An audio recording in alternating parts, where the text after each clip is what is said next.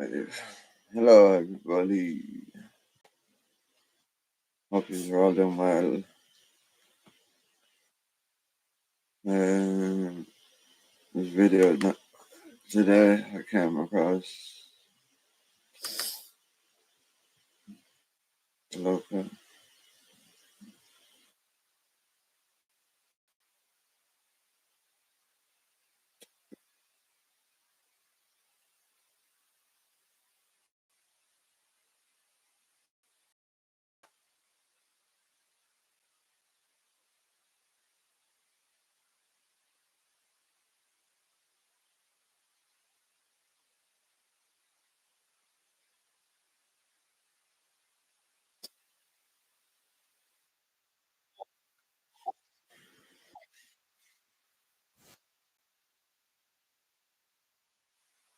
Half was filled by where the air itself burned with fire. Where the two regions met was the great void, Gununga Gap.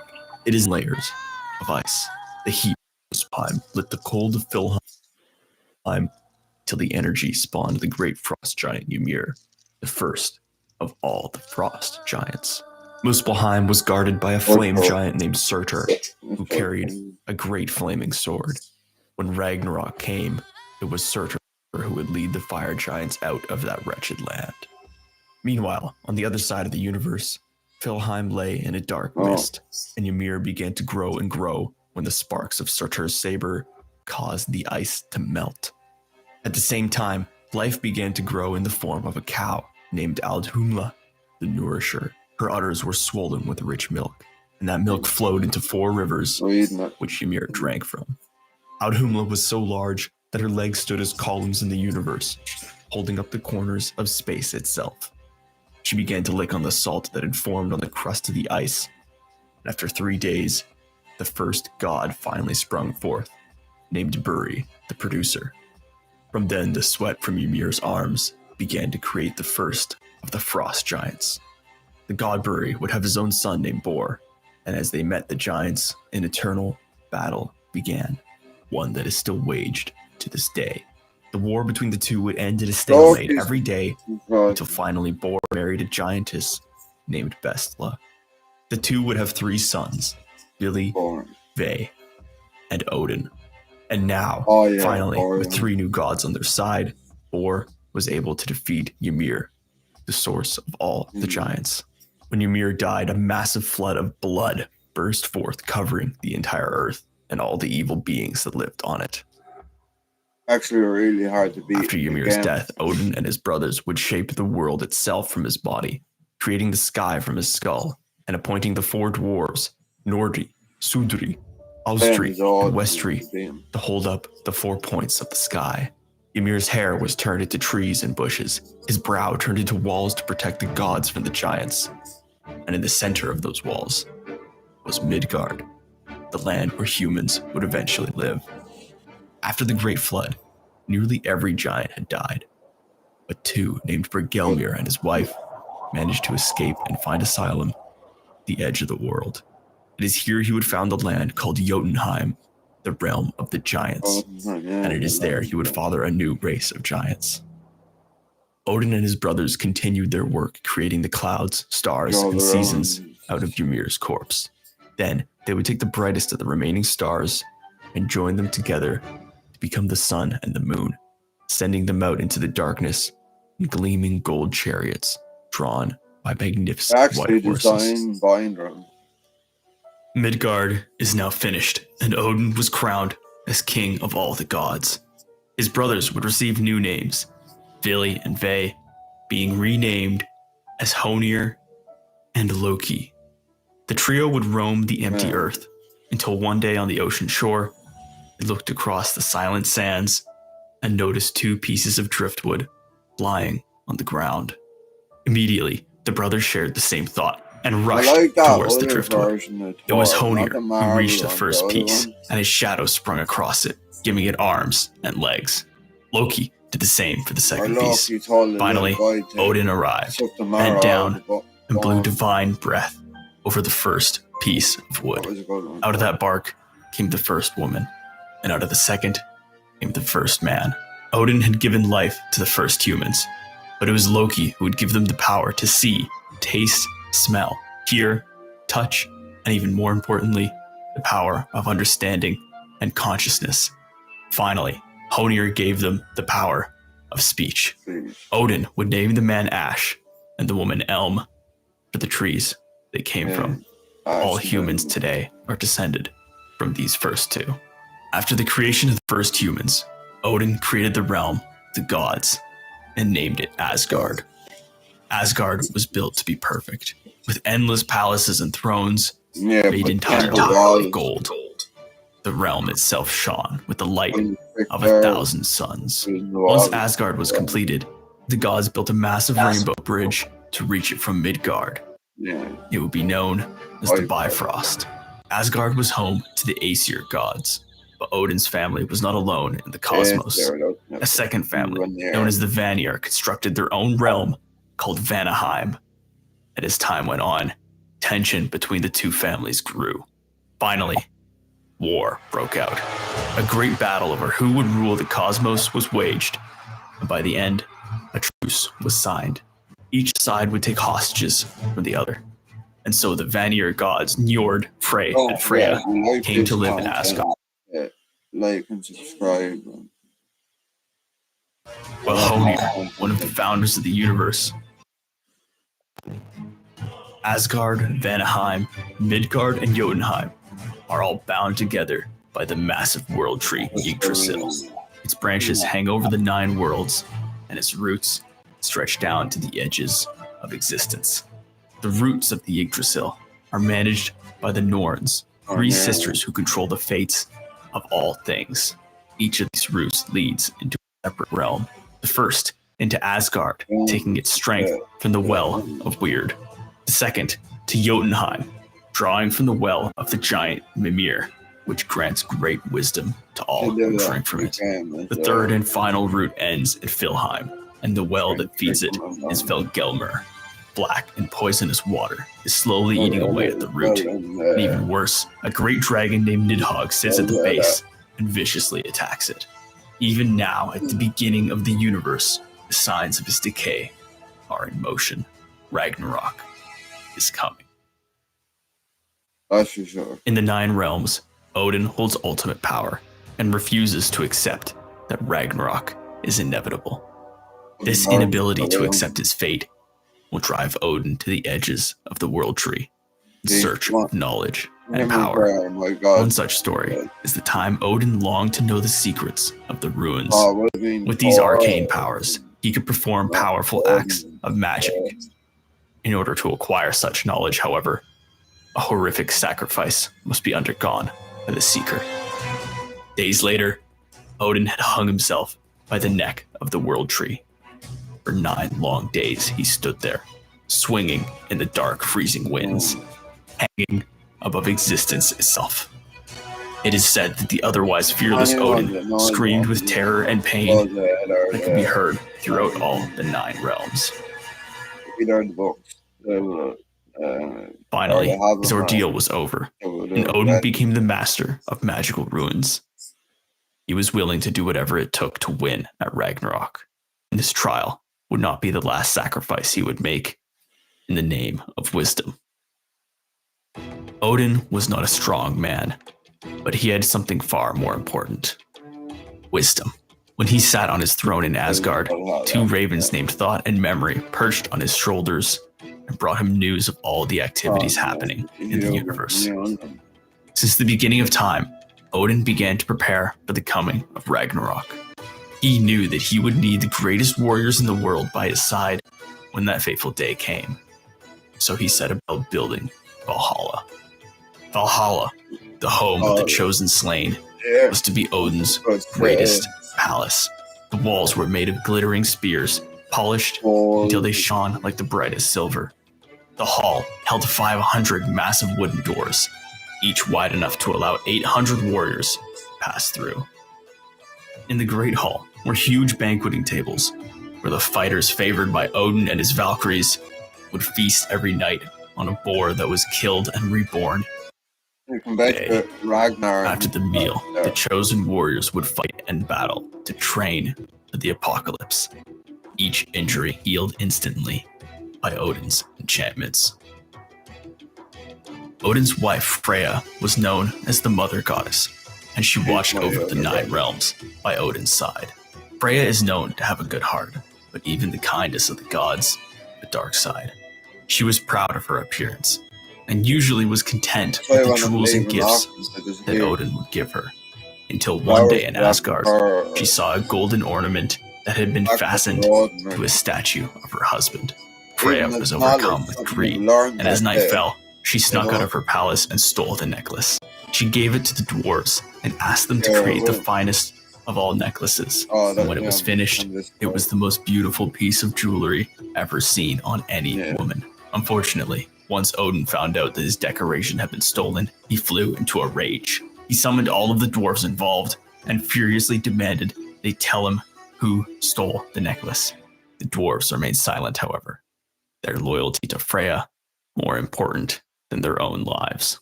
Odin swore to find the real thief by daybreak and began to put together runes that would allow the statue to talk and betray. This is actually a good video for people that haven't read the Prosaic or to have them all or any of them books like Betray the thief. When Freya heard of his plan, she trembled with fear, so she called to her favorite servant and begged her to find some way to protect her from Odin's wrath. Hours later, the servant returned with a hideous and ugly dwarf who promised that he could prevent the secret from being revealed in exchange for Freya smiling upon him. In the morning, Odin awoke to find the guards around his statue drugged and asleep, while the statue itself lay in pieces, smashed. Odin was furious. He left Asgard in protest, taking with him all the enchantments he had laid upon the realm. In his absence, the perfect home of the gods and the realms around began to freeze. The frost giants began to invade the earth, and massive sheets of ice and snow began to cover Midgard. Birds, cows, and men all died as wind and snow howled in Odin's absence. For 7 long months, Asgard and the realms around stood frozen, till finally the last hopes of gods and men began to die.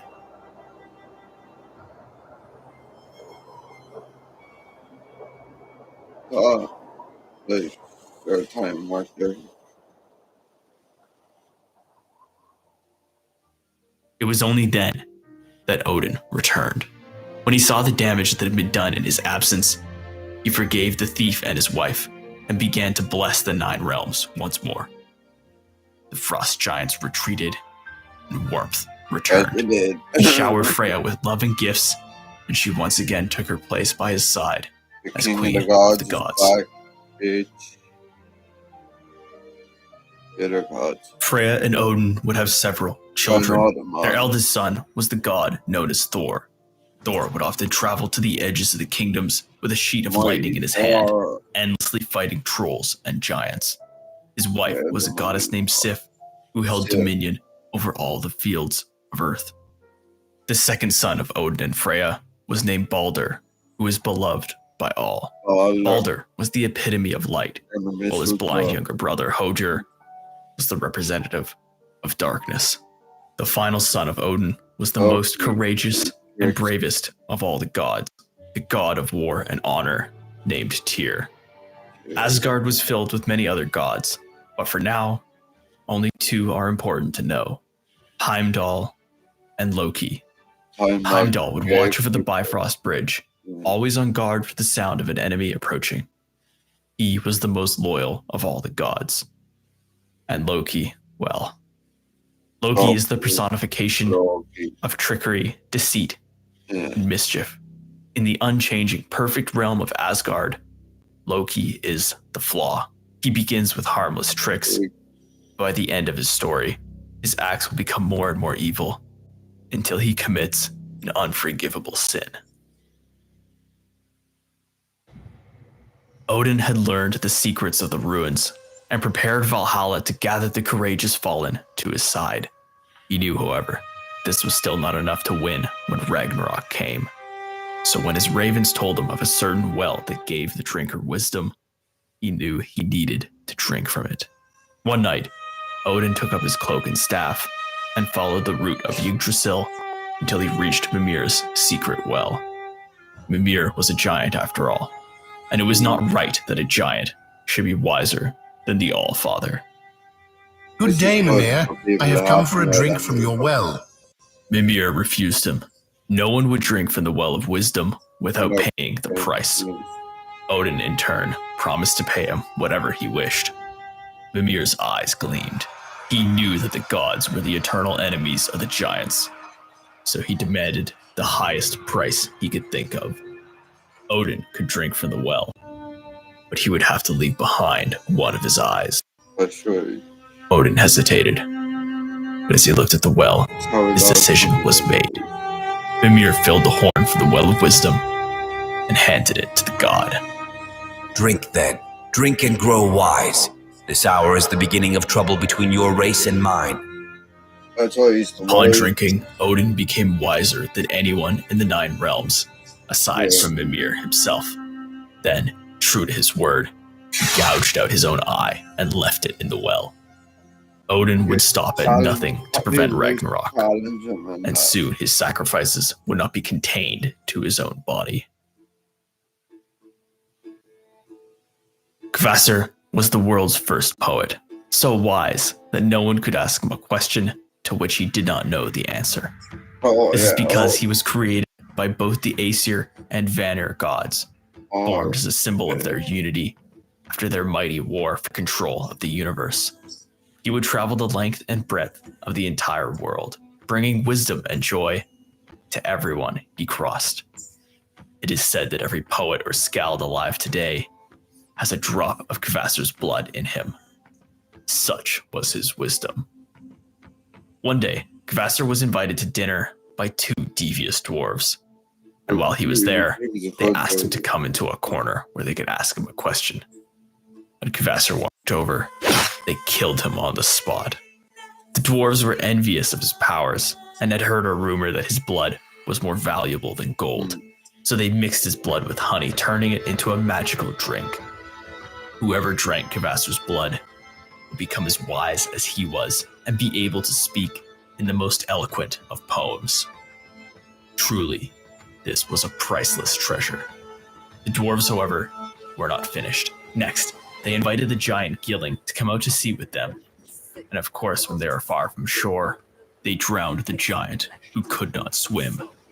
When they told his wife of the accident that had occurred, her cries were so annoying to the dwarves that they killed her too.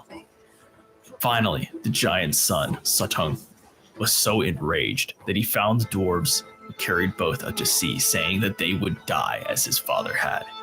The dwarves cried and begged for mercy, finally promising that if he could let them go, he could drink from the mead made from Kvasir's blood. Suttung agreed, and so now he took control of the kettles of mead, telling his daughter to make sure no one could steal or drink from them.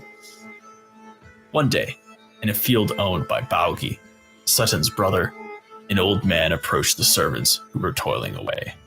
Your sides are dull. Shall I wet them for you? The servants gladly agreed, and when the job was done, they began to argue over who could buy the whetstone from the man. Let him have it who catches it. The men fought viciously for the stone, and when the fighting was over, every one of them was dead. Now, the old man walked quickly towards the home where Baugi lived.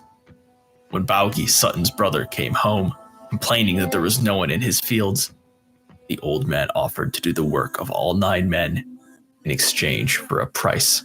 What is the price which you ask? I ask that you get for me a drink of some mead. This old man must be a god, so he desperately wanted him to work his fields, but he knew the mead was not his to give away. At last, however, they made a deal, and all summer the god worked the fields. When winter came, Baugi brought him to Suttung's home in a cave deep in the mountains.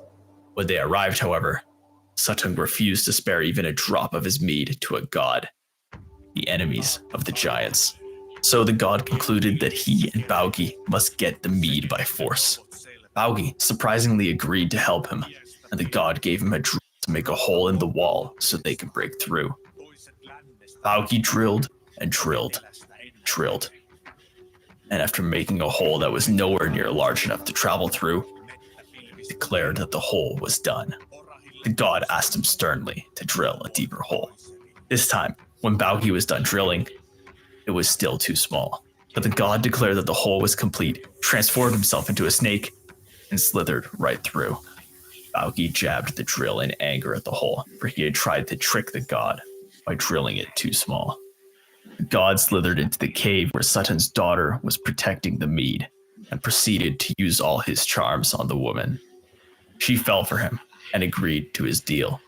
He would sleep with her for 3 nights if she gave him 3 drinks of the mead in exchange. She knew she was betraying her father, but the god's charms overcame her feelings of loyalty.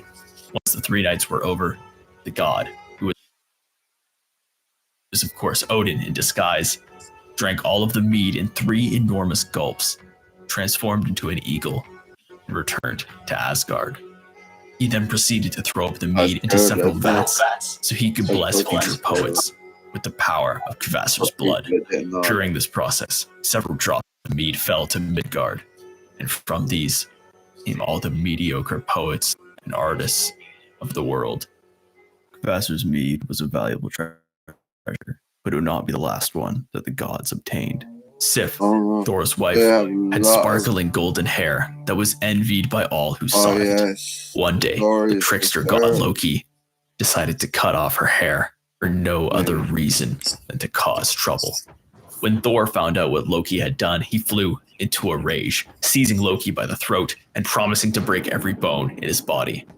Loki begged and pleaded with the god of thunder, who finally agreed to release him on the condition that he would have the dwarves forge for Sif new hair made of real gold. Loki met with the master craftsman Ivaldi and had the golden hair forged, along with a magnificent ship which was so big it could carry all the gods, yet so small it could be folded up to fit into a bag. On top of the ship and the hair, Ivaldi and his sons also created Odin's spear, Gungnir, which never failed to hit its mark after being thrown. Loki still could not suppress his desire for mischief, however, and before he left, he went to a rival dwarf named Brock and bet him his own head that he could not make an item better than the one that Ivaldi had made. When Brock went to create his items, however, Loki repeatedly turned into a fly and bit the craftsman, causing several defects. When Loki and Brock arrived in Asgard, the gods had them present the items they had created. First came the hair, the ship, and the spear from Loki. After them came Brock's creations. First was a magical ring called Dropnir for Odin. Second, a magical metal boar for Frey. And thirdly, a hammer for Thor. Like Odin's spear, Thor's hammer, once thrown, would always find its mark. Unfortunately, because he had been bitten by a fly while creating it, the handle was shorter than usual. Despite this, the gods declared that the hammer was the greatest treasure of them all, and that Brock had won his bet and was entitled to Loki's head. Loki protested and begged, but Brock was unrelenting. When Loki attempted to run, Thor caught him and returned him to the dwarf. Finally, Loki found a way out. I promised you my head, but not my neck. So it was that Brock sewed Loki's lips together to prevent him from any further mischief. Loki had many different children. Sometimes he was the father, and at other times he was the mother. He even gave birth to Odin's 8-legged horse Sleipnir, but let's not talk about that now. With the giantess Angrboda, Loki had 3 children. The first was named Hel, who is a goddess that would rule the underworld and all the dead in it. The next was Jormungand, the giant serpent who encircled all of Jotunheim on the edge of the world. The final child was named Fenrir, a hungry and loyal wolf that would grow and grow and grow. As Loki's 3 children grew up in Jotunheim, Odin ordered that all 3 be brought before him. When he saw how large they had grown, he was filled with fear. He immediately banished Hel to the underworld and threw Jormungand into the ocean. Fenrir, however, presented a problem. The wolf was so large that Odin and the gods decided they must raise him in Asgard, where they can keep an eye on him. Of all the Aesir, only the god of honorable combat, Tyr, was brave enough to go near the giant wolf to feed him. Fenrir, despite being a child of Loki and raised in Jotunheim, was loyal to the gods and trusted them unquestioningly. Finally, the gods decided they could not allow the wolf to grow any larger and decided to deal with the monster for good. They presented Fenrir with a chain and said that they would tie him to a post and let him break free so he could demonstrate his strength. The wolf eagerly agreed and snapped the chain without even trying. The fearful gods had a second chain forged, stronger than the first, presented it to the wolf. This time, Fenrir became wary, but he was still eager to prove his strength to the world. Finally, after much struggle, he triumphantly broke through and howled in his victory. The gods now began to worry.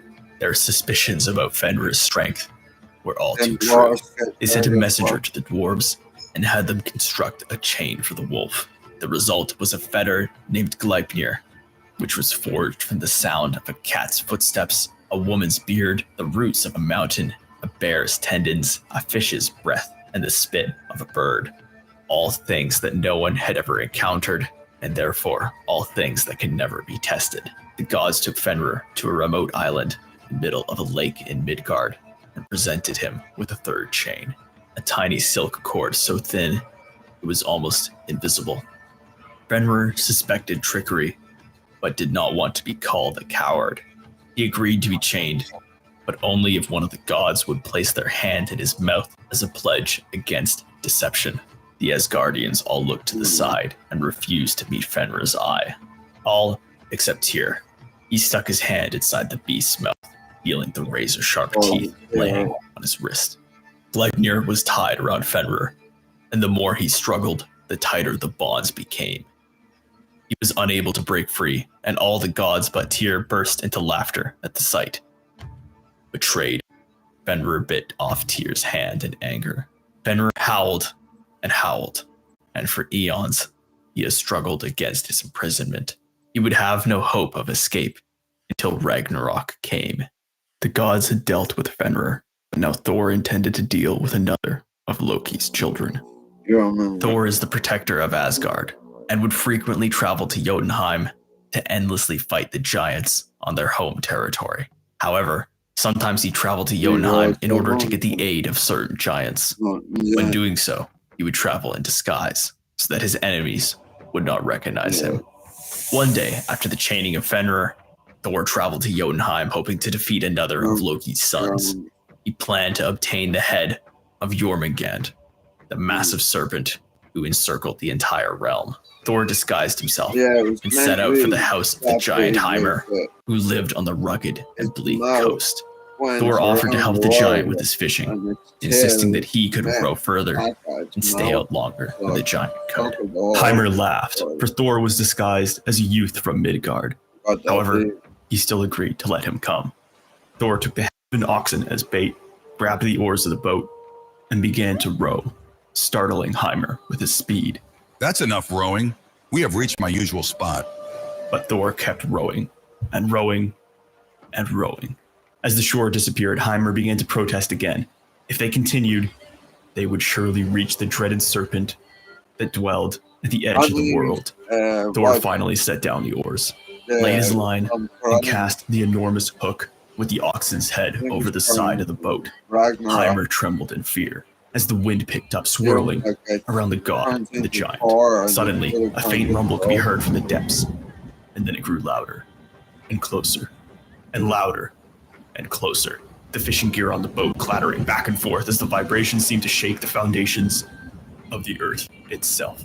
Finally, there was a great crash, and the line began to jerk and sway as Thor attempted to reel in his catch with all his strength, bracing his feet at the bottom of the boat. Jormungand's massive head rose from the waves, his eyes burning as he gazed upon Thor. The snake spat venom at the god, who quickly dodged it and drew his hammer, preparing to deliver the final blow. But it was prophesied that neither of them could kill each other until Ragnarok came. Heimer, trembling with fear, cut the line with his fishing knife, allowing Jormungand to swim free. Thor was enraged and knocked Heimer overboard. After he could see the giant no more, Thor abandoned the boat and swam back to shore, determined to kill the serpent when Ragnarok arrived. Thor failed in his quest this time, but the next time he went to Jotunheim, he was lured in by Loki. Freya owned a set of wings that allowed the wearer to turn into a hawk.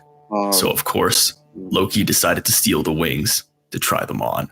He flew through Jotunheim in the form of a hawk, finally coming to the hall of a chieftain named Geirrod. When Geirrod spotted the hawk flying around his rafters, he ordered his men to capture the bird, and Loki mischievously flew around the servants, taunting them. Suddenly, Loki's feet stuck to the wood, as if by magic, and he was caught. When Geirrod looked into the hawk's eyes, he saw the spark of intelligence. This was no ordinary bird. So, suspecting trickery, Geirrod locked Loki away in a trunk for 3 long months. When the giant finally released the god, he would receive all the answers he was looking for. Loki desperately told him the truth and begged him to spare his life. Geirrod made Loki a deal. He would let him live, but only if Loki could convince Thor to come to his hall without his hammer. Loki agreed and immediately set off for Asgard. He convinced Thor to come back to Jotunheim with him and told him his plan of how they could defeat the giant together. On their way to Geirrod's hall, the two deities would stay at the house of a giantess named Gerd. When she heard of their destination, she gave Thor a metal rod, as well as a pair of iron gloves as gifts. Finally, they made it to Geirrod's hall. The giant promised them that there would be great entertainment.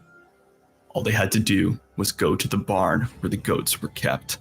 He instructed Thor to take a seat in the only chair in the barn, a place of great honor. When Thor sat down, however, the chair began to rocket up towards the ceiling, and a second before he would have been crushed, he pulled out the metal rod that Gerd had given him and pushed against the ceiling with all his might. Then, 2 horrific snapping sounds, followed by shrieks of pain, were heard. Thor's chair had been lifted by 2 of Geirrod's daughters, and in stopping his rise, Thor had broken both of their backs. Thor and Loki left the barn for the Great Hall, and it is there that Geirrod challenged the Thunder God to a wrestling match. The fight began viciously, but suddenly Geirrod grasped a pair of iron tongs from the fire and hurled them at Thor, a dirty tactic. Thor reached up and grabbed the red-hot tongs with his iron gloves and threw them right back at his opponent. Geirrod attempted to dodge the attack, ducking behind a pillar, but the God of Thunder threw the tongs so hard they went straight through the pillar, through the giant, through the wall, and finally landed on the ground outside. Thus died Geirrod the giant. In that myth, Loki helped Thor, but in the next one, he would help Odin steal from his own wife. Freya is walking through the mountains and has seen something very strange. A craggy boulder that is typically standing upright. For people that haven't read to have them or the prose Edda or the poetic Edda, like, because this is what's in them. Basically, these stories. I hope you enjoy the content and you're able to get back to it now. Don't forget to a tunnel. She looks into the tunnel and notices that inside is several dwarven forges, finest jewels. Before she even realized where she was going, she had walked into the cave, began to talk to the dwarves as they worked. The goddess offered to buy the necklace from them, first with gold, then silver, then any other treasure they asked for, but the dwarves refused. Finally, the goddess said she would do anything to get the necklace, pulsed by the dwarves, but desired the necklace so much that she agreed. 4 days later, Freya returned to Asgard with the necklace, pretended as if nothing had happened. She was sleeping on her back with the necklace underneath her. So Loki bit the goddess on the neck, causing her to turn to one side. He quietly transformed back into a god and carefully peeled the necklace off her neck, tiptoeing out of the room in silence. In the morning, Freya stormed into Odin's court and demanded to know where her necklace was. Odin said there was no way she could get her necklace back. Freya said she would do anything for the necklace. Anything. Suddenly, as if Odin had just thought of the idea, he proposed that she put 40 kings against one another. so that many great heroes could be slain and brought to Valhalla. Freya agreed, and soon after, a mighty war began. The necklace was returned, and she would wear it proudly until the end of days. In that story, Freya was nearly exiled from Asgard, but this next story is about the exile of Odin. The gods have decided to erect a statue of Odin in the center of Asgard. For this, they have commissioned a team of expert dwarves to create a statue made entirely of gold. When Odin was presented with it, he was so proud, he had it placed in the entrance to his court so he could see it every day. Odin's wife, Freya, however, soon grew envious of the statue. She desired to own the gold herself, and so one night, several smiths melt down all of its gold in order to make jewelry for her. When Odin awoke, he was enraged. He had all the smiths executed, and once the statue was rebuilt, he cast secrets. Freya had been disgraced by Odin's response. So, of course, she decided to sleep with one of her male servants and make sure everyone knew about it. Then, she convinced that servant to destroy Odin and hide all of the gold. His wife had put him to shame, and his inability to prevent the statue's destruction showed his weakness, and so they banished him from Asgard. For years, Odin remained in exile, traveling up and down the branches and roots of Yggdrasil, until one day, terrible news reached him. His brothers, Vili and Ve, had taken over his position as king of the gods. They had divided up all of Odin's possessions, but had decided to share Freya. Years had passed since Freya's unfaithfulness and jealousy. Odin could barely remember why he was mad at her. Images of her face swam in his mind, and with his one-handed staff in the other, he returned to Asgard with power. The gods now had little reason to doubt his divine right to rule, and so Odin was once more king of the gods. While Odin was away in exile, his brother-in-law Frey had taken advantage, and that nothing bad would come from him sitting in the Allfather's seat. From his position, Frey could view the entire cosmos and watch over all the 9 realms. Entertaining, and Frey could barely breathe. The ugly and jagged terrain was contrasted to sight of the beautiful maiden he had ever seen. She walked through her father's fortress. Her skin glowed with all the radiance of the sky, and Frey sent his favorite servant named Skirnir to check in on his son. The servant reminded Frey that they had been friends for many years. He told Frey that it was safe to confide in him. Frey told Skirnir everything about the giantess, her appearance, her walk, and her skin that like the sky. He knew that there was no way a giant like her and a god like him could ever be together. Skirnir stood boldly. If I can help it, there will be a way. Lend me your best horse and your sword that fights by itself. The walls of the fortress began to shake and tremble, and the giantess Gerd ran out of her rooms in fear, asking one of her servants who was approaching. Skirnir entered the hall and found Gerd there to meet him. Who are you? Are you an elf? A god? How did you ever find our remote stronghold? I am not an elf, nor a god. These will be yours if you will consent to be the bride of the great Frey. Gerd refused, saying nothing in the world could cause her to desire. Tried again. He pulled out the golden ring of Odin. Yours to keep if you accept my master's offer. Gerd again refused, knowing that her father had more gold from his bag. See this sword? By it your father shall fall. He then pulled out a magic staff and began to curse the giantess, promising that she would lose all her beauty and be accompanied by nothing but sorrow. 9 nights passed. Frey and Gerd were married. Frey and Gerd had a happy ending, but this next story is a very dark one. A great king had 2 sons, Agnar and Geirrod. One autumn day, when Agnar was 10 and Geirrod was 8, 2 boys were fishing at sea in their boat. Then, a strong wind abruptly picked up and blew them far from shore. Right on the rocks, boys were alone in the vast wilderness, surrounded by an unending darkness, broken only by a single orange light in the distance.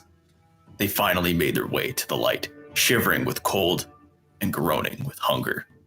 When they arrived at the cottage where the light came from, they were welcomed by an old man and woman who lived there. All winter, the princes stayed with the elderly couple. The woman would teach Agnar all she knew, while the man concerned himself with Geirrod. When spring came, the boys finally departed. and as they entered the boat the couple had given them, the old man whispered something in Gerad's ear. After sailing for hours, the brothers could finally see their father's mansion. But when they had almost reached the shore, Gerad jumped to land and quickly pushed the boat back out to sea, cursing his brother. Gerad strolled into the mansion, and after finding out that his father, the king, had died, he told his family that Agnar was also dead. So it was that Gerad was crowned king. Many years later, Odin and Freya sat in Asgard, looking down on Midgard. Odin pointed to Gerad's kingdom. See what has become of Agnar, your foster son? He dwells in a cave. But look at my foster son Gerad. He is a king and has won great renown. Your Gerad is the most miserly king who has ever reigned among men. When he has too many guests for his liking, he tortures them to death. Odin scoffed. Well, The suggestion that his foster son had turned out to be stingy and dishonorable was laughable. With that in mind, he made a bet with Freya. Soon after, a stranger appeared in Gerad's realm. This man called himself the Hooded One, but would say no more about who he was or where he had come from. When the Hooded One came to Gerad's court, the king immediately had him arrested and tortured. Gerad promised he would never leave until he revealed his identity to the king. For 8 nights, the Hooded One sat, silent as can be. But on the 9th night, as the king and his court were feasting, the king's son, named Agnar, for his lost brother, took pity on the hooded man and brought a horn of mead to the stranger. The hooded man drank the entire horn, and at last he spoke. For 9 nights, I have sat here between these fires, and no one in all of Gyrod's kingdom has brought me anything to eat or drink but little Agnar. I tell you now, no one will ever receive a greater payment for a single drink than he. The hooded man began to tell the king and all who were present of the lore of the entire cosmos. The crowd was shocked that this unknown stranger had such vast knowledge of the universe. Gradually, the terrible truth began to dawn on them. There was only one man, no, one god, who could possibly have all this knowledge. They had been torturing the most powerful god in the universe, Odin, the All-Father. By the end of his speech, Odin turned to the king and revealed himself as the old peasant who had taken care of him so long ago. Gerod, you are drunk. Your stupor has cost you more than you know, and more than you will ever be able to bear. I once saved your life, but never again will you receive any aid from me. I see in my mind your sword, and it drips with your blood. Your reign is over, and the reign of your son Agnar has begun. The terrified Gerad stood and ran to Odin with his sword in hand, but the sword slipped, and in that same instant, he tripped on the floor. The blade pierced him in the chest, pushed straight through his body. When the onlookers went to see Odin's reaction, there was nothing left but the ashes of his cloak between the 2 fires. Agnar's reign was long, and his story would be retold for countless generations. Another story that would be retold was the time that Thor fought against the giants' greatest champion. Hrungnir was the strongest of the giants and their greatest fighter. One day, he spotted a lone rider coming towards his house. The man's golden helmet shone with the light of 1,000 suns as his 8-legged horse approached, galloping effortlessly across the air and water between them. The giant asked the man who he was to have such a fine steed, but the visitor did not answer his question, and instead challenged the giant to a bet. I would wager my head that there is no finer steed than mine in all of Jotunheim. This wagering of heads seems to be a habit with Scots. They can't get enough of it. The giant was insulted and declared that the stranger's horse was no match for his own. The two furiously raced across the tundras and glaciers of Jotunheim, each pushing his horse to the limit. They continued racing until the terrain soon changed to fields and green valleys. Hrungnir was so absorbed in the race that he did not realize the landscape had changed until he and his rival rode straight past the gates of Asgard and into its shining halls. Hrungnir stared in awe at the homeland of the gods, and his opponent, who of course was Odin, invited him in for a drink. The giant soon became boastful and arrogant, ordering that all of Thorn's drinking horns be brought before him and drinking from them all. He threatened to rip Asgard apart and throw it into the ocean, sparing only Valhalla, Freya, and Sif which he would take back home as his own. He went on to say that he would kill all of the other deities as well. First, he would do something even worse, drink all of their ale. When Thor arrived in Asgard and saw that there was a giant drinking his ale and making threats on his family, he drew his hammer and charged. But the giant quickly protested, saying he had been invited by Odin. He was entitled to protection as a guest. Thor glared at the giant. You dog of a giant, you will soon regret that you ever accepted that invitation. Great and mighty Thor, it would be awfully cowardly for you to kill an unarmed man now, wouldn't it? The giant proposed the two fight in single combat. After, of course, he went home to prepare properly. Thor agreed. By the time the giant returned to Jotunheim, word of the upcoming duel had spread far and wide. Either the giant's greatest warrior or the giant's greatest enemy would be slain. The stakes could not be higher. The giants of Jotunheim gave their champion a gift, a giant made of clay who was miles long and miles high. Meanwhile, Hrungnir himself carried a massive shield and a whetstone the size of a cow. When the two entered the battlefield, they were a fearsome sight to behold. Luckily, Thor's assistant had arrived at the battlefield before the god, and he told Hrungnir not to hold the shield in front of him, for Thor would arrive any minute now from the ground below the giant. Hrungnir took him at his word. The giant put the shield underneath his feet. The sky darkened, and lightning began to flash in the distance, drawing closer and closer. Then, with a mighty crack of thunder, the sky itself parted, and Thor leapt down out of the clouds towards Hrungnir, who promptly wet himself in fright. Thor threw his hammer down at the giant, who in turn threw his whetstone up at Thor, and as the two met in midair, the whetstone shattered in two. One piece flew back and exploded the giant's skull. The other struck Thor on the forehead and lodged there. Even worse, a piece of the giant's leg fell on Thor's neck, trapping him to the ground. Thor's assistant quickly slew the clay giant. He attempted to pull the leg off his master, with no success. When the gods heard of their champion's plight, they all rushed to his side, but no one could succeed in pulling the stone out or moving the leg off his neck until at last Thor's son, Magni the Strong, arrived. Magni had been born just 3 days earlier, but even as a baby, he was able to pull the leg off his father's neck. Thor was so happy with the boy, he immediately gifted him Hrungnir's horse. However, there was still the problem of the whetstone lodged in his forehead. He attempted to see a sorceress to get it removed, but in the end, she forgot the words to her charms, and so the whetstone remained lodged in his forehead until today. Even now, if you throw a whetstone across the floor, the one in Thor's head stirs and causes him great pain. Thor had beaten Hrungnir in a battle of strength, but the next giant he would face would be far more deadly, because he would fight with his mind. Thor and Loki are traveling far from Asgard, and as night falls, they are welcomed into the home of a farmer and his family.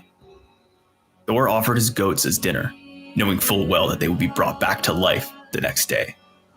Before the meal began, Thor laid the goats' hides on the floor and instructed the family to place the bones on the hides once they were done eating. The farmer had 2 children, and despite Thor's instructions, the younger one, named Sjalfi, broke open one of the goat's leg bones to suck out its marrow before placing it on the hide with the others.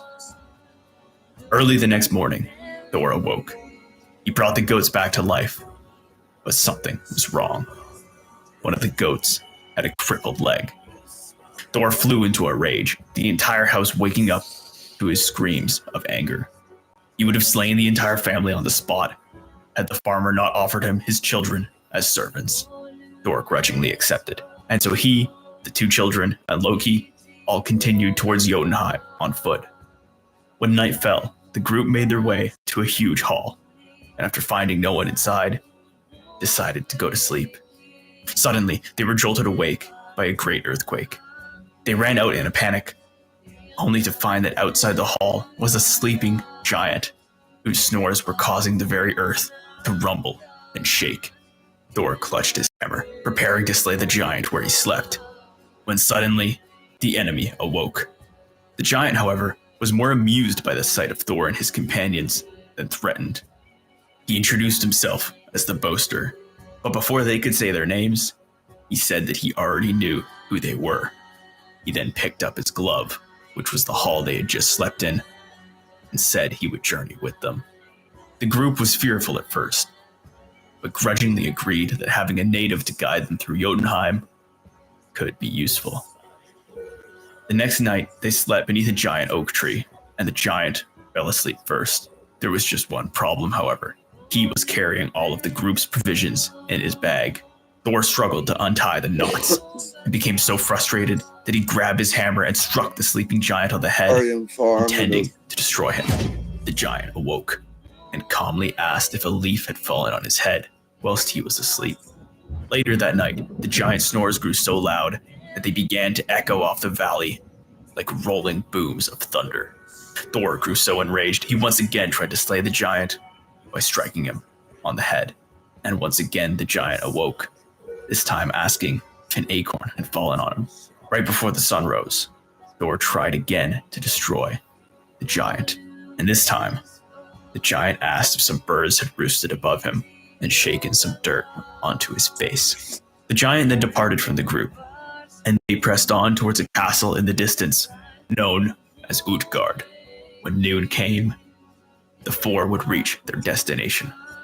Upon arrival at the castle, they found that the gate was locked, but Loki quickly figured out that because the giant's bars were so large, they could just slip between the large spaces. Once inside, they came to a hall filled with men drinking and feasting. Amongst them was their king, named Utgard Loki, who immediately began to mock his guests about their tiny size. Loki quickly stated that despite his and his companion's size, there was no one in the castle who could eat food faster than he could. Utgard Loki challenged the gods to prove this boast by entering an eating contest with one of his men named Logi, whose name meant fire. A trough of meat was set between the god and the giant, and the two began to eat. Both reached the middle at the same time. However, the giant Logi had eaten the meat, the bones, and even the trough itself. Thjalfi then stated that while Loki had lost that contest, there was no one in the hall who could run faster than him. So Utgard Loki immediately appointed his man Hugi, whose name meant thought, to run against him. By the time Hugi reached the finish line, he was so far ahead of Thjalfi that he turned around and doubled back to meet his opponent. Thor then stated that while Loki may have lost the eating contest and Thjalfi had lost the race, there was no being in the 9 realms who could beat him in a drinking contest. Utgard Loki had one of his servants bring a drinking horn and informed Thor that anyone who could finish the horn in 1 draft was indeed a great drinker. Anyone who could do it in 2 was fine, and he had not met anyone who was unable to do it in 3. Thor drank and drank and drank, but by the time he paused for breath, the amount of liquor inside had barely moved. He gave it a second try, straining to drink as much as possible until once again his breath failed. Finally, he drank a 3rd time, this time putting everything into it. By the end, over half the drink still remained. Utgard Loki gave Thor one final chance. He said if he could simply lift his cap from the floor, he would admit that he had great strength. But Thor was unable to do even that. Enraged, Thor challenged anyone in the castle to wrestle him. Utgard Loki appointed an old woman, Eili, whose name meant age, to fight him, and once again, Thor was unable to win even this contest. The group spent the night in the castle, and in the morning they left the gates, humiliated by their losses. But once they were outside, Utgard Loki told them the truth of their contests and of their entire journey. Now that you have left my castle, I shall see to it that you never enter it again. The knot on my provision bag that you almost succeeded in untying had been wrought in iron. I used magic to deflect the blows you attempted to inflict on me with your hammer. Instead of my face, you hit the mountainside and carved 3 gaping valleys into it. Had you struck me, I would have been killed then and there. He then turned to Loki. You did well in your eating contest, considering that your opponent was none other than fire itself. When Thjalfi raced, he fared well, considering he was racing thought itself, which no one could ever hope to outrun. When Thor drank from the horn, the far end was actually connected to the sea, and we became afraid that you might drink it all. My cat was actually the great Midgard serpent who you succeeded in raising out of the ocean and into the sky. And finally, you wrestled against old age itself and took a long time to fall. Now, for your sake and for ours, leave and never come back. Thor was so angered by this trickery that he raised his hammer intending to destroy the giant and his castle. But when he turned to do so, he saw no giant and no castle, simply a large and empty plain. Thor and Loki managed to escape that time, but in the next story, Odin and Loki would be trapped and held hostage. Odin, Loki, and Honir are all traveling in Midgard following a river. Soon, they would come to a waterfall, and next to it, an otter eating a salmon. Loki picked up a rock and skillfully threw the otter. He giggled in delight, boasting that he had caught both an otter and a salmon in just one throw. Night began to fall, so the three tried to stay the night at a farmer's house. They offered him the otter and the salmon in the hopes of repaying him. However, when the farmer named Hreidmar saw the otter, he cried out in anger, calling his sons to his side. These men who seek lodging with us tonight have killed your brother. What should we do with them? The three men glared at the gods in disguise and quickly tied them up so they could not escape. The otter had been Hreidmar's third son, who had the ability to turn into one. As the farmer and his sons were sharpening their axes, Odin quickly made them an offer. If their lives would be spared, the farmer and his family would receive as much wealth as they desired. In response, Hreidmar skinned the otter and said that if they found him enough gold to cover the skin, he would release them. And so Loki was sent to the land of the dwarves to acquire the gold. Loki immediately made his way to a river and caught a dwarf disguised in the shape of a fish, demanding that he give him all the gold he required. The terrified dwarf, named Andvari, reluctantly agreed and led Loki to the rock where his gold was kept. He handed all of it to Loki, but attempted to pocket a single ring without the god noticing. We agreed that I would receive all of your gold, Loki said, pointing to the dwarf's pocket. Andvari handed the ring over, but silently placed a curse on it, saying that the ring would be the death of whoever owned it. Loki was aware of the curse and laughed as he took the ring, knowing that it would soon be Hreidmar's. The gold was just enough to cover the otter's skin, but just before the gods handed over the wealth to the farmer, Odin noticed an especially beautiful ring as part of the hoard. He quietly pocketed it and handed the gold-covered hide over to Hreidmar. Here is the restitution you are owed according to our agreement. Now will you let us go on our way? The farmer inspected the hide, and after a long time said, There is still one whisker that remains exposed. Cover it too, with gold, or else you will not have fulfilled the terms of our deal. Odin sadly took the ring out of his pocket and placed it on the whisker. There we have kept our end of the bargain. Now you keep yours. Let us go.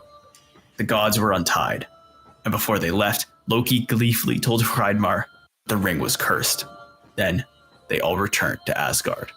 Now, the man's sons, Regan and Fafnir, demanded that they be given a portion of the gold, seeing as it was their brother who had been slain. But Hreidmar scoffed at them, saying he had no intention of giving either of them even a penny. Enraged, the brothers slew him where he stood, and Fafnir attempted to run off with the gold, but Regan grabbed him, demanding that he be given half the hoard, which was only fair.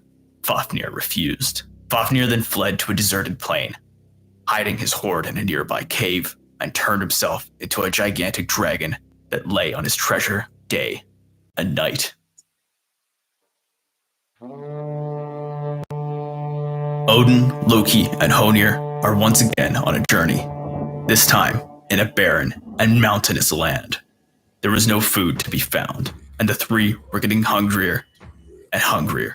Finally, after rounding a corner, they caught sight of a valley below them, filled with oxen grazing. After cooking the oxen they had caught, they pulled the meat out of the fire, but to their surprise, it was as cold and as uncooked as when they had started. They tried to cook the meat a second time, but once again, it was as cold and raw as when they began. As they debated why it could be that the meat was so cold, a voice spoke from above. It is I who have rendered your fire useless. If you will give me a share of your meat, I will release my magic and allow your fire to cook. The gods agreed to this deal, and after the meat was cooked, the eagle chose the best pieces of meat for himself. This greatly angered Loki, who immediately attempted to strike at the bird. As his branch hit the bird in the back, it immediately stuck, and as the eagle flew away, he carried Loki with him. The bird barreled across the landscape, just low enough so that Loki's legs slammed into trees, boulders, and mountains. Finally, as Loki felt that his body was to be ripped apart, he begged with his captor to let him go. The eagle, however, laughed at him, and Loki begged and pleaded some more. Finally, the bird spoke. Well, there is one thing you could do to secure your release, but one thing only. I have seen how you gods are nourished by the succulent fruits that are kept by the beautiful goddess Idun. Because you eat that fruit, you never grow old, nor die of age. Swear an oath to me here and now that you will bring me both Idun and her fruit, and I will set you down. Loki gave him his word, and so was returned to Asgard. He told Idun that he had found a grove outside of Asgard's walls where fruit grew that was even greater than her own. The trickster suggested that she bring a basket of her own fruits so that they could compare the two. Idun had a hard time believing Loki, but there was no way she was passing on this opportunity.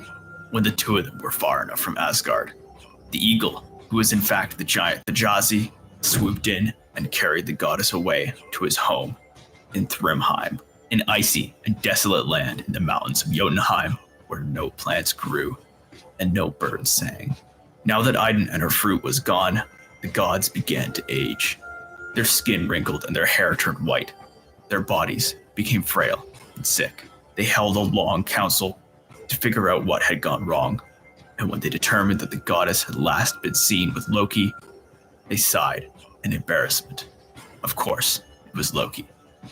The trickster was dragged in front of the assembled gods, who threatened him with a slow and painful death if he did not return Idun and her fruit.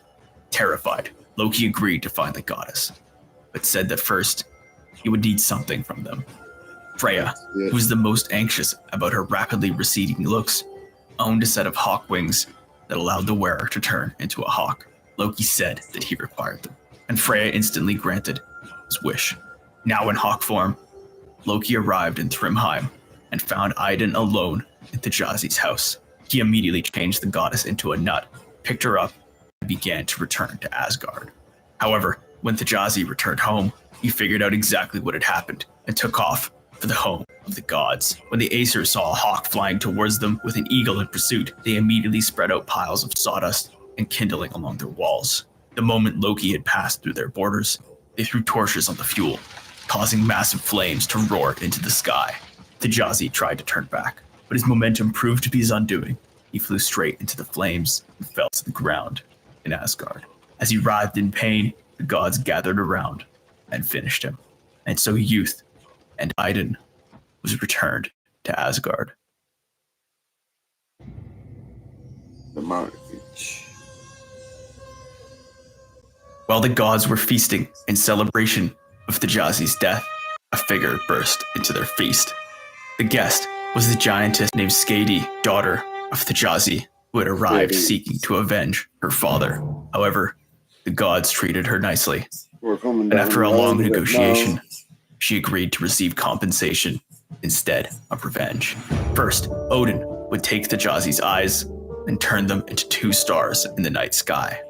Second, the gods would have to make her laugh, but no matter what they tried, they failed to amuse her.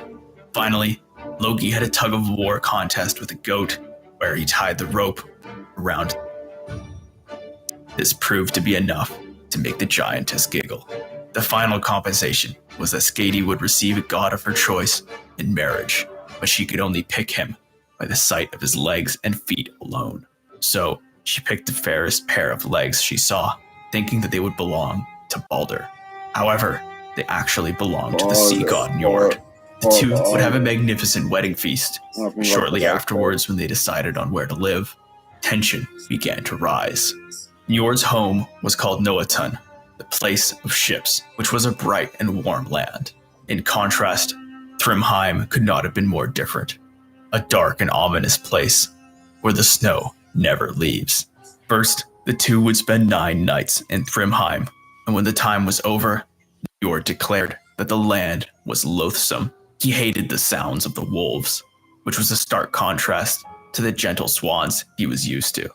Then, after 9 nights in Noatun, Skadi declared that the land was loathsome. She hated the cries of the seabirds, who made it impossible to sleep, and so she departed for the mountains and departed from her husband.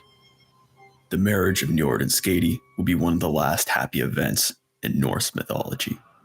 Everything from here on gets darker and darker.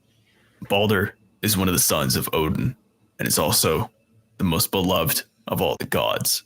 One night, he began to have terrible, ominous nightmares. When he told his fellow gods about his plight, a council was immediately assembled to figure out what to do. The gods determined that they could not decide on what action to take until they knew what the dreams meant. So Odin was sent off to find the meaning of his son's terrible dreams. The Allfather traveled across the world tree until he finally made his way to the roots of Yggdrasil and the land of the dead. It was there that the dog that guarded the door barked furiously at the god. Thankfully, Odin had made this trip many times before and knew exactly how to charm the god. In the underworld, Odin made his way to the Hall of Hel, the death goddess. The hall was set with many tables, as if in preparation for a welcome feast. Odin pushed his way past the tables and towards the grave of a powerful sorceress. He weaved his spells and magic so that she was able to sit upright and speak to him in a trance. I've been dead for so long. Rain has rained upon me. Snow has snowed upon me. And dew has settled upon me many times. Very well. Now a stranger has awakened me. Who are you? Odin said that he was named Vegtam, or the Traveler. He asked the woman to tell him who was so important to have the High Hall of the Dead prepared as it was. The mead has been brewed, and the table has been set for Balder while we are celebrating his arrival. The gods will be weeping over him at his funeral. I have said more than I would have liked to do. It is time for me to go back to sleep. No, please, stay awake a little longer.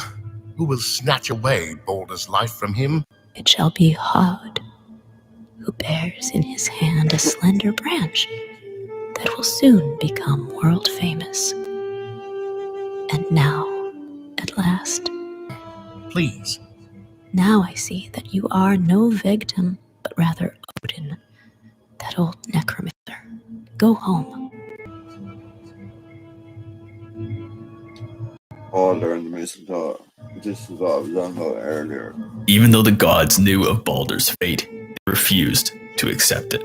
Freya, Balder's mother, went to everything in the universe, every animal, plant, element, disease, and anything else that could be found, and made them swear solemn oaths that they would never harm her son in any way.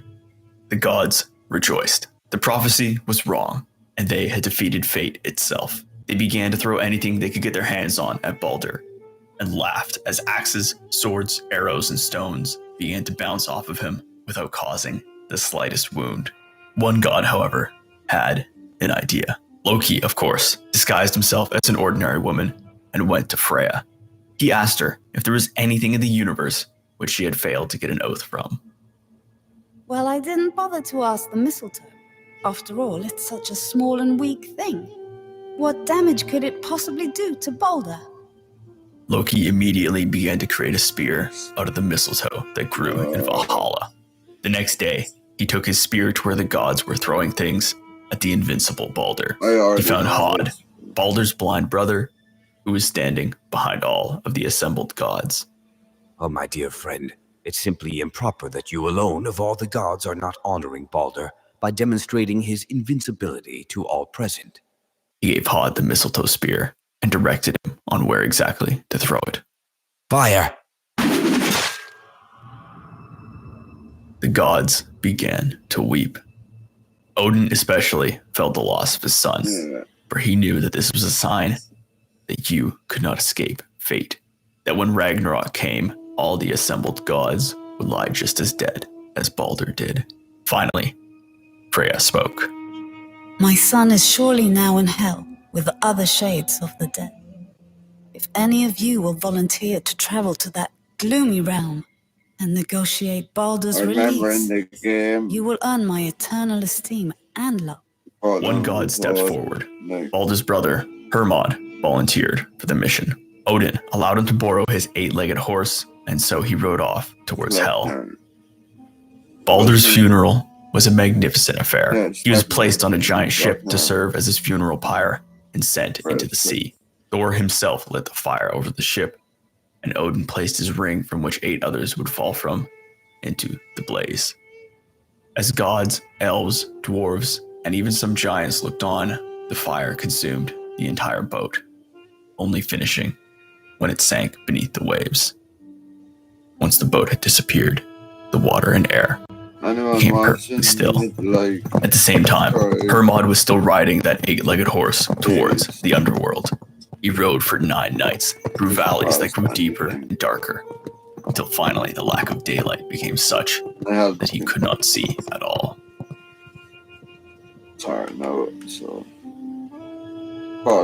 Then, in the darkness before him, he spied a glint of gold, and came upon a golden bridge crossing the river Njol, which circled the underworld. Standing before the bridge was a terrifying giantess. Who are you, and what kind of being? Yesterday, 5 whole armies of dead men passed over this bride. But it shakes just the same when you cross it alone. And for that matter, you have more color in your face than a dead man does. I have been sent to seek Balder in Hell. Have you seen him? She responded, saying that the god had passed through the bridge some time ago. The giantess stepped aside to allow Hermod through. On the far side was the closed gates of Hell, but luckily, Sleipnir was able to jump over the gate and into the fields of the underworld. The two made their way to Hell's high hall, and Hermod entered alone. Inside was Balder, sitting beside the goddess herself. Hermod begged with Hel to let his brother go free. He told her how everything in the universe was weeping in his absence. Hel listened to the claims. When he finished, she spoke. You say that all the gods and their creation weep for Balder. That claim can be put to the test, and that is what I propose to do. If you can make every last creature in the cosmos cry and mourn over the loss of Balder, then I will allow him to return to the world of the living. But if even one stone, one flea, or one blade of grass withholds its tears, then Balder shall remain with me. Hermod quickly agreed to these terms and thanked Hel for her mercy. When Hermod returned to Asgard, the gods quickly set about making sure that everything in the universe was weeping for Balder. Every elf, dwarf, human, plant, mountain, river, and star was in mourning. However, the gods soon came upon a lone giantess named Thok in a cave, whose eyes were dry. I never loved that churl of yours. Let Hel hold what she has. Some say that Thok was none other than Loki in disguise, and they are probably right. Balder would remain with Hel until Ragnarok came.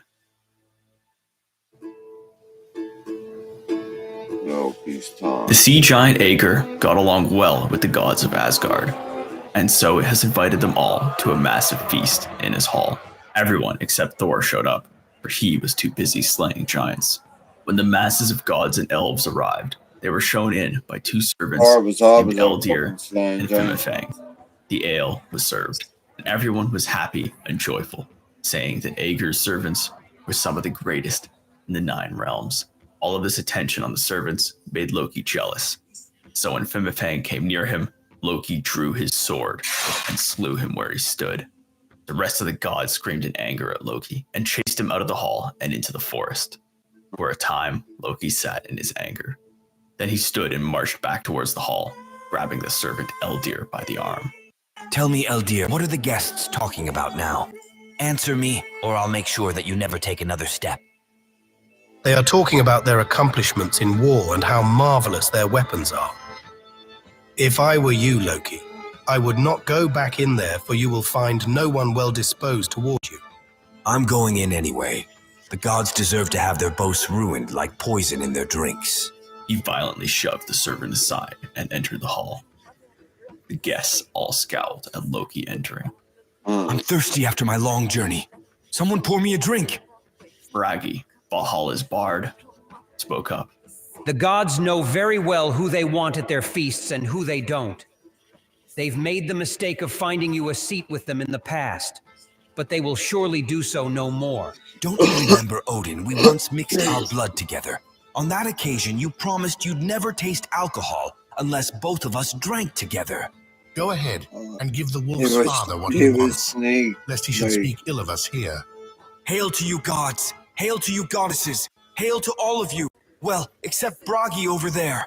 I'll give you a horse, a sword, and a ring if you can hold yourself together and not incite any more anger in the hearts of the gods. You've never been rich enough in horses, swords, or rings to make such an offer. But perhaps you would be if you had ever shown the slightest bit of bravery in battle.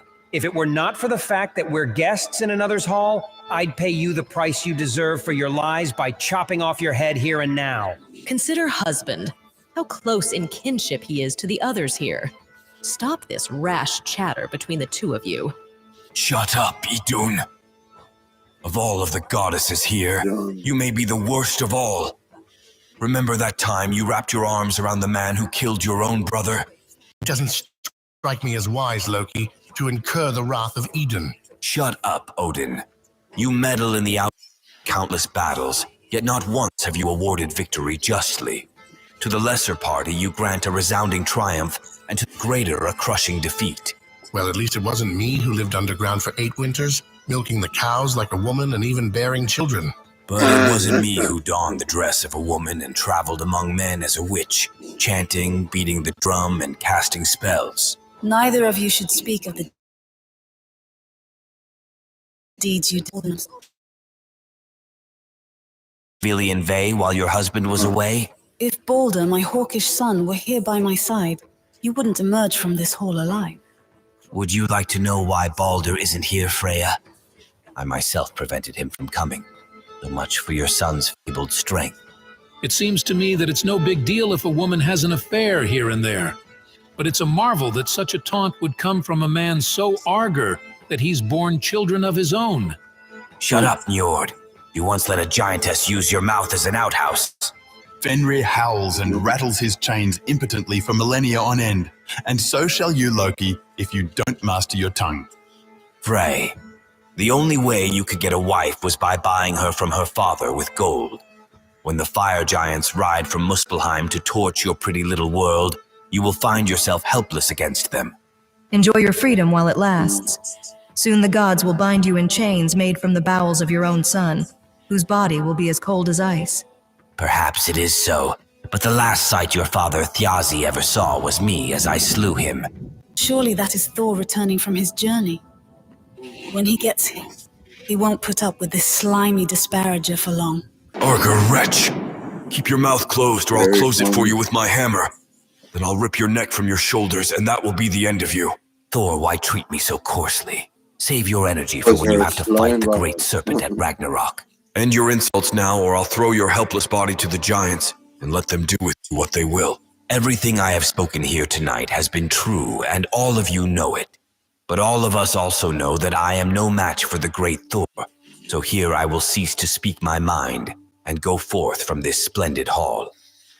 Aegir, your feasts and your ale have lived up to their reputation. It is perfectly plain why you are so famous a host. But enjoy your banquets while you can, because in less time than you may think, the flames of Ragnarok will leap and dance through your hall and all over your body. And so the trickster fled, with the other gods in furious pursuit. Loki fled as fast as he could, until finally he lost his pursuers in the deep wilderness. He would live on top of a mountain, building a house with 4 doors, so he could see the land below in all directions. When the fear of the gods finding him was too great, he would turn into a salmon and hide underneath a waterfall in a nearby stream. Loki hid for many months, but eventually the day he feared came to pass. Loki was weaving a new fishing net when he saw a group of people approaching. In a panic, he flung the net into the fire and vanished from the house. When the gods entered, it was the wise Kvasir who noticed the remains of a net in the fire. After examining it, they knew it must have been used for fishing, and so decided to make a second net that looked the same as the first. After finishing the net, they went down to the stream and cast it into the waterfall. Loki, in the form of a salmon, dodged the net just in time. The gods pulled the net out, this time adding weights to it so that it would catch everything that was in the bottom of the stream. Once again, Loki narrowly avoided the trap. He saw that the open ocean was near. One short jump was all it would take for him to be free. Loki leapt over the net and out of the stream, hoping to swim to safety, but Thor caught him in his hand mid-flight. Loki squirmed and wriggled, trying to escape, but Thor held him firmly by the tail. His grip left the salmon with a tapered back, which it still has to this day. The gods carried Loki to a cave, where they brought 2 of his sons before him. They turned one into a wolf and made him watch as the wolf brutally tore apart the other son. Then they would draw the entrails from the man's corpse and use them to tie Loki to the rocks in the cave. Skadi approached Loki with a massive viper in her hands. This is your payment for killing my father, Thiazi. She placed the serpent above Loki so that its venom would drip from its jaws onto his forehead. Every time Loki would shriek in pain, his movements shook the earth itself. His only mercy was that his wife Sigyn was permitted to hold a bowl over his head to catch the poison from the snake. However, when the bowl becomes full and she has to leave the cave, a few drops of venom would hit Loki in the head, causing him to cry out in pain. This is the source of all earthquakes. Loki would stay in that cave till the end of days.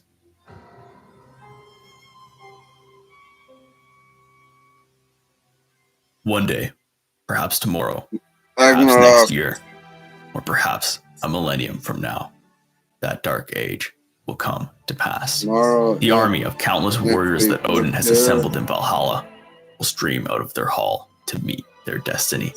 The tension between the giants and the gods will finally reach a breaking point, and the cosmos itself will hold its breath. The first sign of Ragnarok will be the Fimbulwinter. 3 great horrible winters with no summer in between.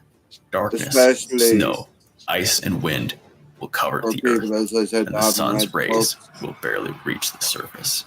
Brothers, fathers, and sons will kill each other in this dark age until all the shields on earth are broken into pieces.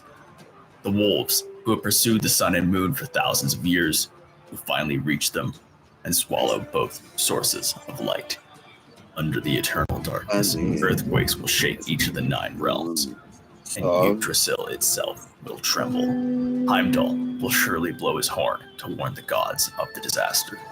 Odin will surely talk to Mimir's severed head, hoping beyond reason that there is something that can be done.